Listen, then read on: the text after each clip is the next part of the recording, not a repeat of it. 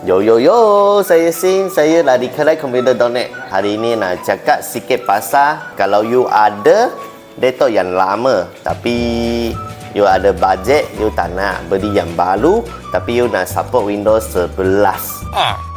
So macam mana buat?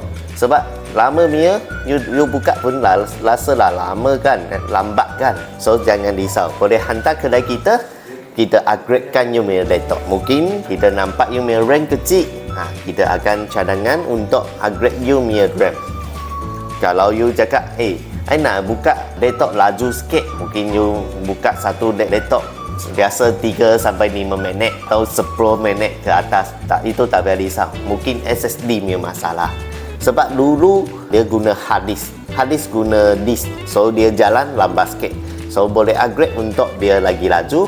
So you tak perlu beli yang laptop baru, sudah boleh upgrade pergi Windows 11. Sebab kebanyakan sekarang ya laptop support Windows 11 saja software lah. Kalau nak upgrade, boleh datang kedai kami .net Karisma Komputer, atau cari saya Sim, atau cari partner saya Faizal. Terima kasih.